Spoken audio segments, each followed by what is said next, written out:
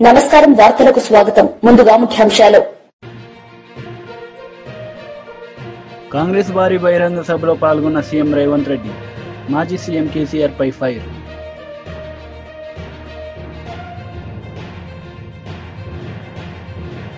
బాపట్లలో mega parent teacher సమావేశంలో పాల్గొన్న ముఖ్యమంత్రి నారా చంద్రబాబు నాయుడు ఈ సందర్భంగా ప్రసంగం కాంగ్రెస్ భారీ బహిరంగ సభలో సీఎం రేవంత్ రెడ్డి పాల్గొన్నారు. ఈ సందర్భంగా ఆయన ప్రసంగించారు. ఈ రోజు తెలంగాణ రాష్ట్ర ముఖ్యమంత్రిగా నల్గొండ జిల్లా ప్రాజెక్టులు ఎస్ఎల్బీసీ కావచ్చు, బ్రాహ్మణవెల్లి కావచ్చు, పిలాయి కాలువ కావచ్చు, ధర్మారెడ్డి కాలువ కావచ్చు, ఈ ప్రాంతానికి కృష్ణా నది జలాలను ప్రవహింపజేయడం ద్వారా ఈ నల్గొండ జిల్లాను సస్యశ్యామలం చేసి తెలంగాణకే కాదు దేశానికే తలమానికంగా ఆదర్శంగా నిలబెట్టాలన్న ఆలోచన ఈ రోజు మన ప్రభుత్వం చేస్తున్నది. ఇదే కాదు, ఉత్తమ్ కుమార్ రెడ్డి గారు సాగునీటి పారుదల శాఖ మంత్రిగా, సివిల్ సప్లైస్ మినిస్టర్ గా ఈ రోజు బాధ్యత వహిస్తూ మేము ఆనాడు చెప్పినాం వరి పండించండి అని. గత ప్రభుత్వం చంద్రశేఖరరావు గారు అన్నారు, వరి వేసుకుంటే మీరు ఉరి వేసుకున్నట్టే, వరి కొనుగోలు కేంద్రాలు మేము తెరవము, వరి కొనము, మేము మీరేసుకుంటే మీ కర్మ అని ఆనాటి ప్రభుత్వం చంద్రశేఖరరావు గారు అన్నారు.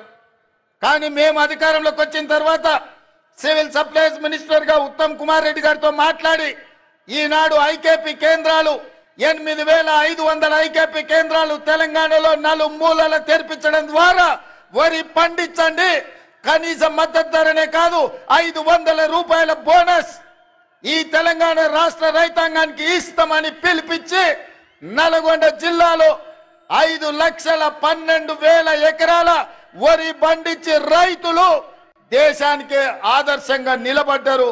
అందులో 2,70,000 ఎకరాల సన్న వడ్లను నల్గొండ జిల్లా ప్రజలు పండించారు.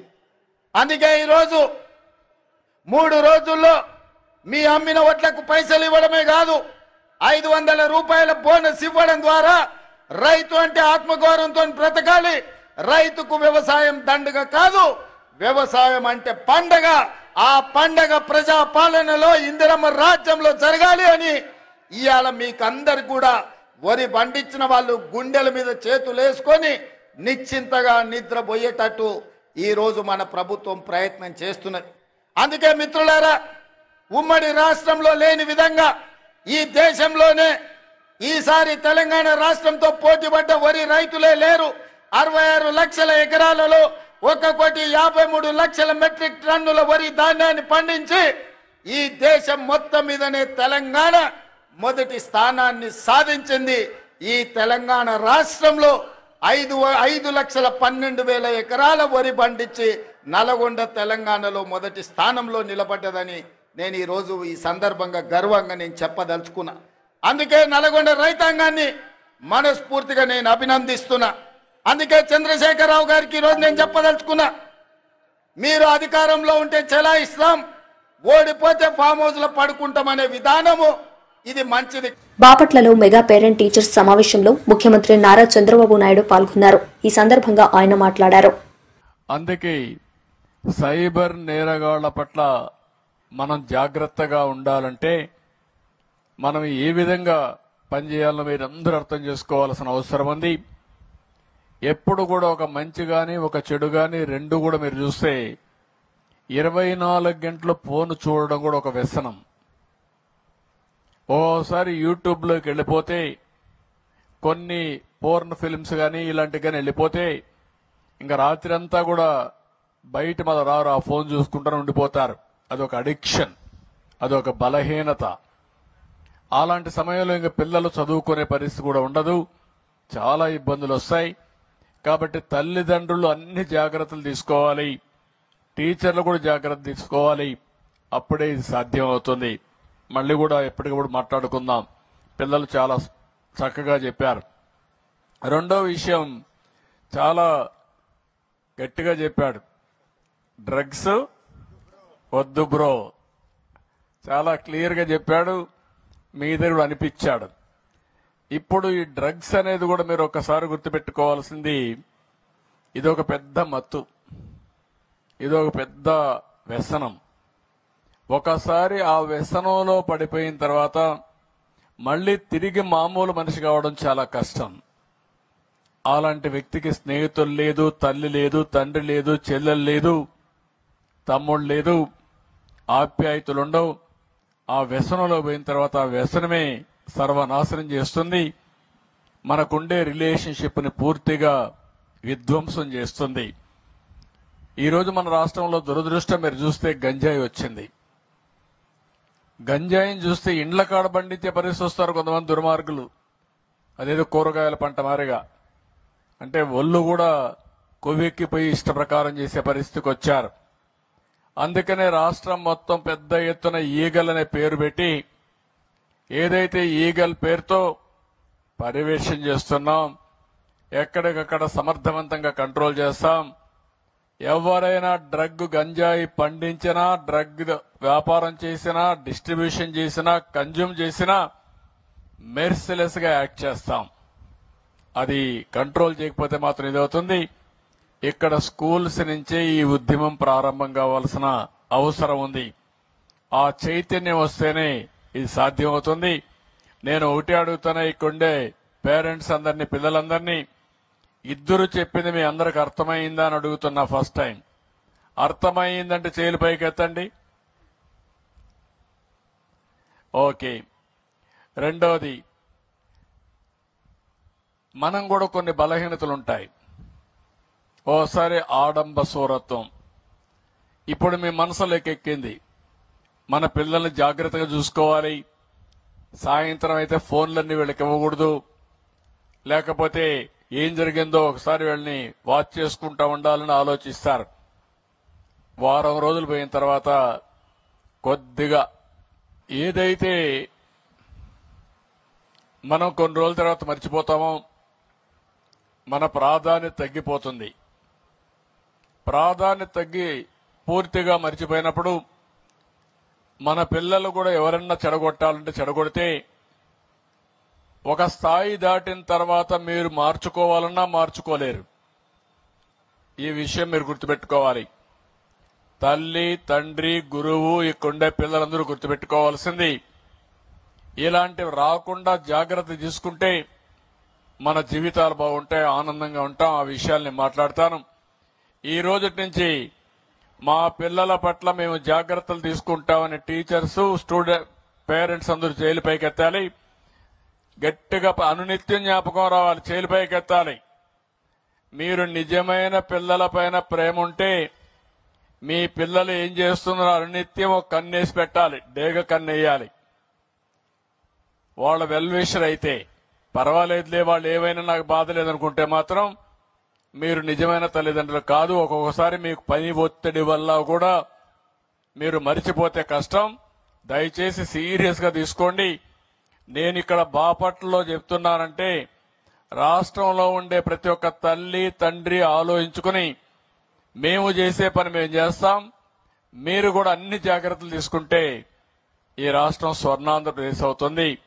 అదే నా కల. ఈ పిల్లలందరూ బాగుంటేనే మనకు రాబోయే రోజుల్లో రాష్ట్ర అభివృద్ధి జరుగుతుంది.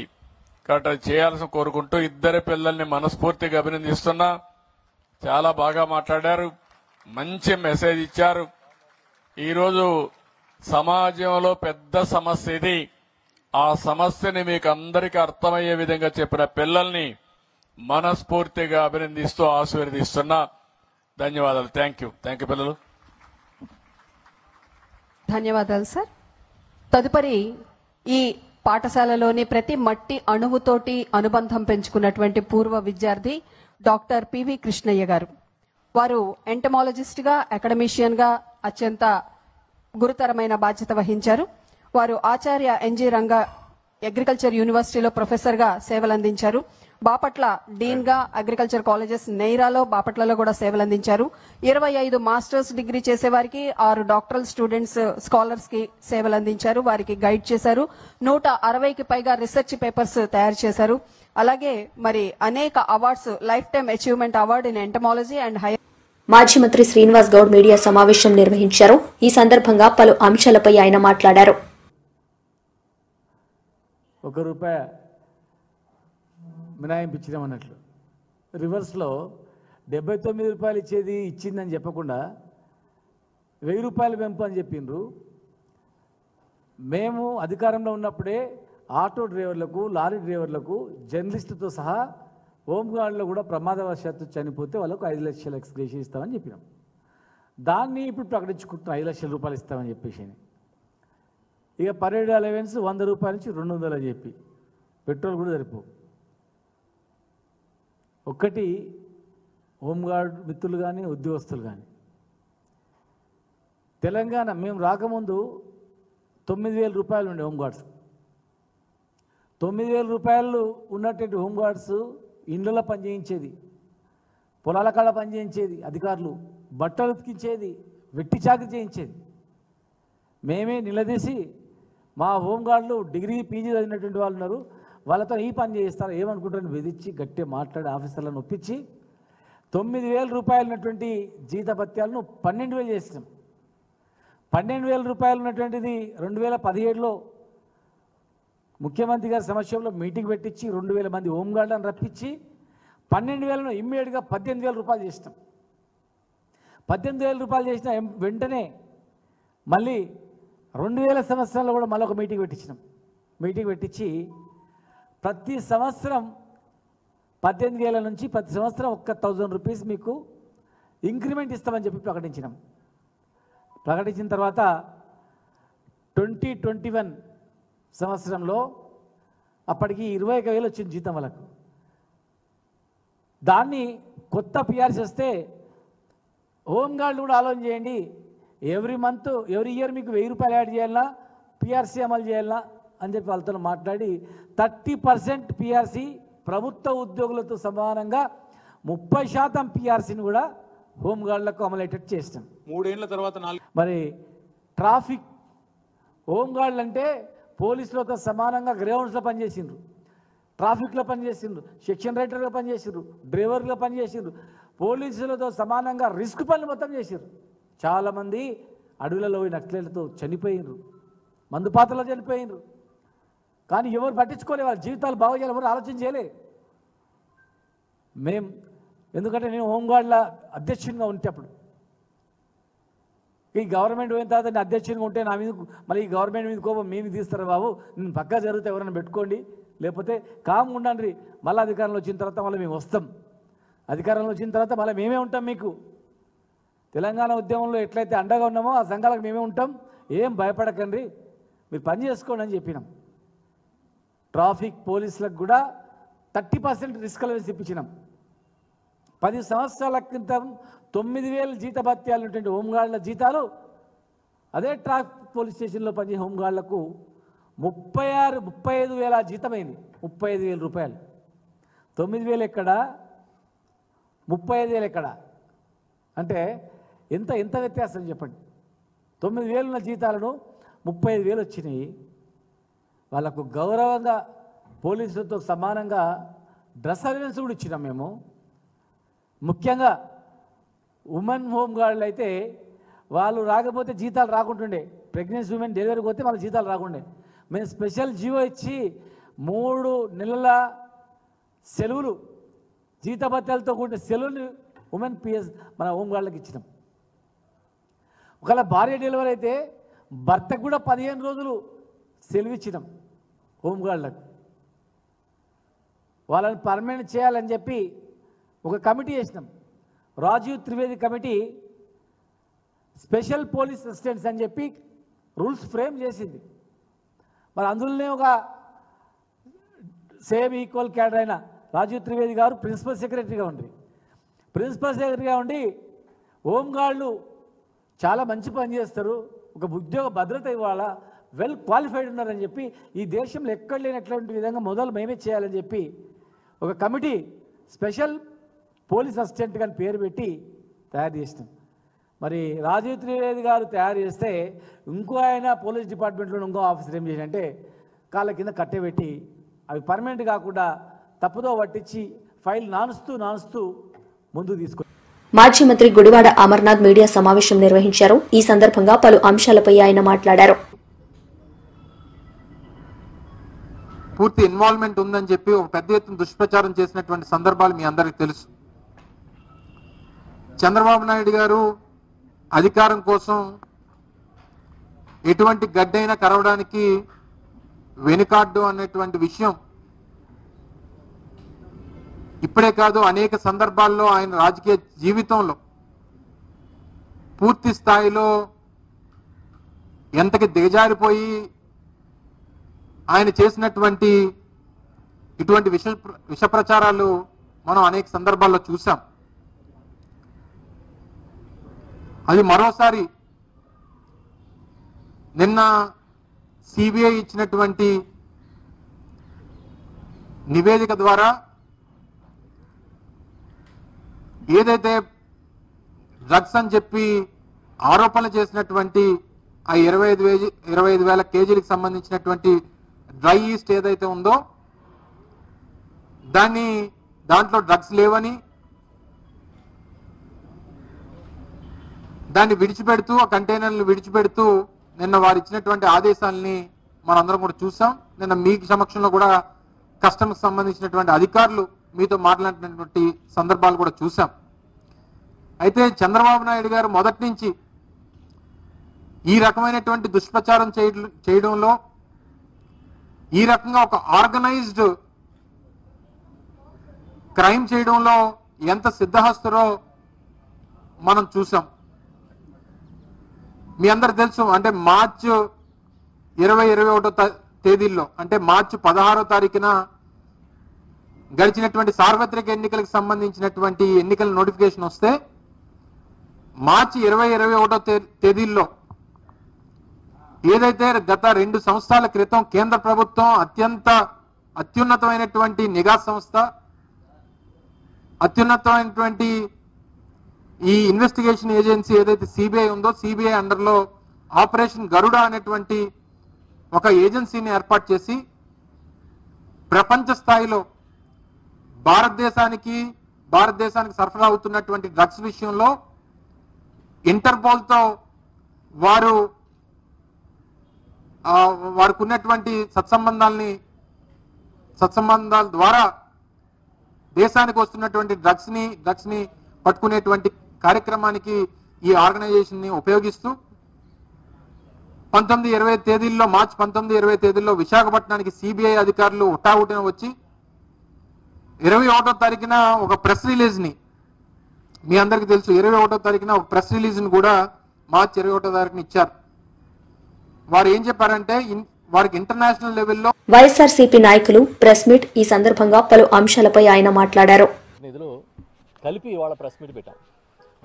ఎందుకంటే మీ ద్వారా ఈ రాష్ట్రానికి చాలా విషయాలు చెప్పాల్సిన బాధ్యత మా అందరి మీద ఉంది. దురదృష్టం ఏంటంటే ఎంత మంచి చేసినా గత ప్రభుత్వం, జగన్మోహన్ రెడ్డి గారు ముఖ్యమంత్రిగా ఉన్నది లేనట్టు, లేనిది ఉన్నట్టు ఒక కనికట్టులాగా చూపించే కొంత మీడియా తెలుగుదేశం పార్టీకి అనుకూలంగా, ఈ ప్రభుత్వానికి అనుకూలంగా ఒక దుర్మార్గమైన ప్రచారం చేస్తున్న సంఘటనలు మనం చూస్తూ ఉన్నాం.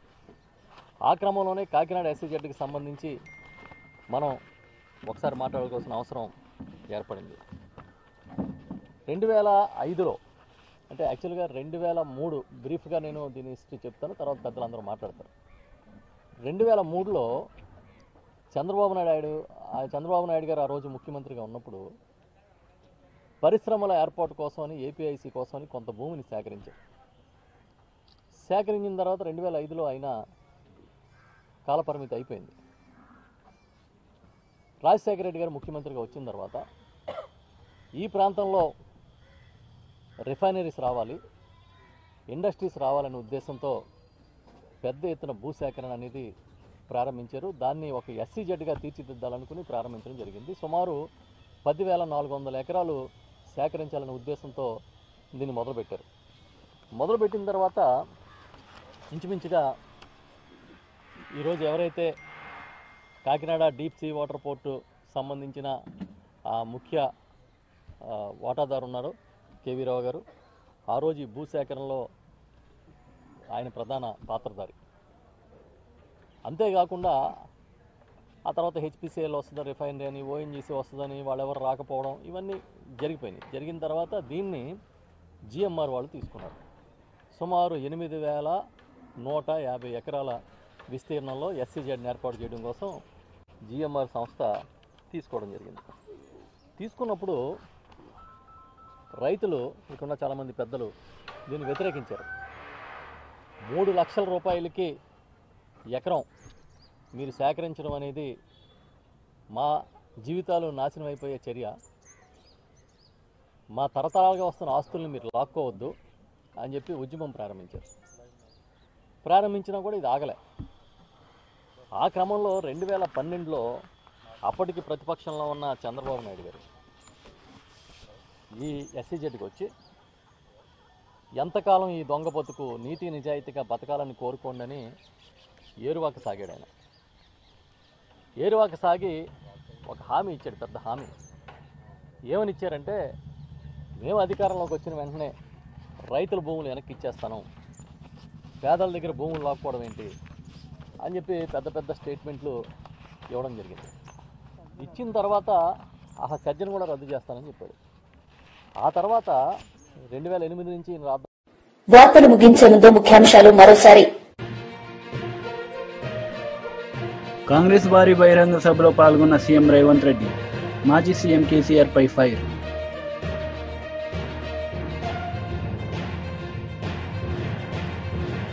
బాపట్లలో మెగా పేరెంట్ టీచర్ సమావేశంలో పాల్గొన్న ముఖ్యమంత్రి నారా చంద్రబాబు నాయుడు. ఈ సందర్భంగా ప్రసంగం. ఈ వార్తలు ఇంతటితో సమాప్తం. తిరిగి ప్రసారమయ్యే వార్తల్లో మళ్ళీ కలుద్దాం. అంతవరకు సెలవు. నమస్తే.